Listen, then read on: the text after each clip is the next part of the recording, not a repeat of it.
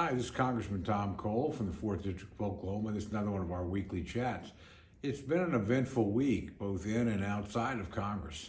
Let's talk about probably the most important thing Congress did this week, at least through the House, was approve $40 billion of additional assistance targeted at Ukraine. There's some controversy about this. Some folks wonder that's a lot of money.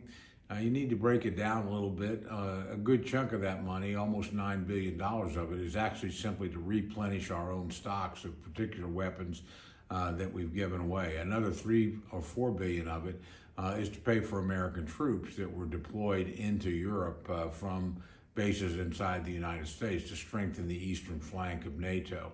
And about another $4 billion of it is also to help our fellow NATO allies who are giving away their Soviet-era equipment from when they were old members of the Eastern Bloc to the Ukrainians who know how to operate those weapons, having been part of the old Soviet Union themselves.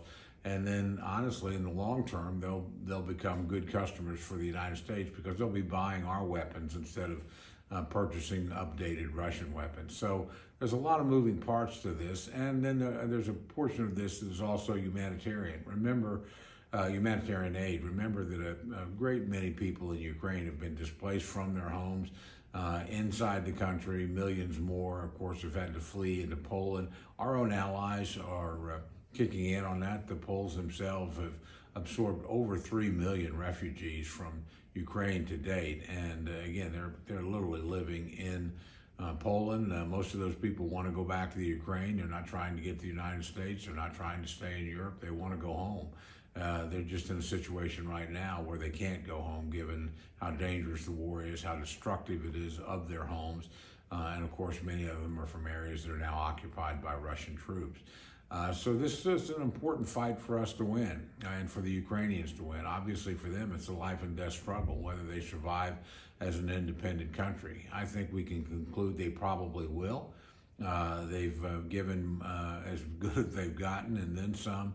I think the Russians have been startled by the ferocity of the resistance and the skill of the Ukrainians in taking out multiple thousands of Russian vehicles, dozens of planes and helicopters, ships. Obviously, heavy casualties on both sides, but particularly on the Russian side. It's easier to play defense than offense, quite frankly, and you usually lose more people on offense than you do on defense. So I think the Ukrainians, again, have acquitted themselves very well. But it's important for us that the Russians not succeed, quite frankly. If they succeed, then we'll see this kind of activity in other parts of Europe and potentially against NATO allies, which would draw us into a direct conflict with the Russians. And the Chinese are watching this pretty closely, and they're drawing lessons as to whether or not they can be expansive in the Western Pacific, particularly against Taiwan, but also in bullying our other neighbors, our friends and allies in that part of the world, the Japanese, the Filipinos, the Australians, people from Singapore, other powers that rely on us or are connected to us one way or the other. And we're going to make sure that Russian adventurism in Europe doesn't succeed, so it doesn't encourage Chinese adventurism, again, in the Western Pacific and in Asia.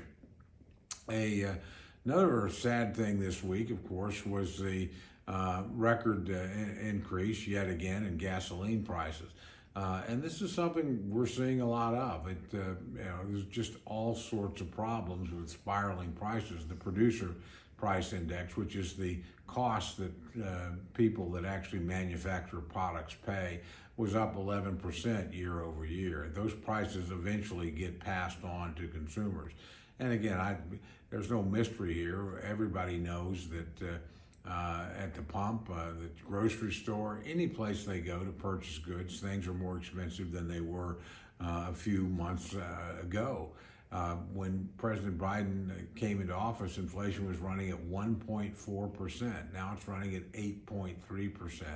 And you can trace this directly to his policies. Quite frankly, the early moves against the energy industry by shutting down the Keystone Pipeline, by making it more difficult to lease land on federal land for exploration and drilling purposes, to to go offshore. And we saw that again this week. Literally in the last 2 weeks, the Biden administration has removed areas in Alaska that potentially could have been exploited for additional oil and gas.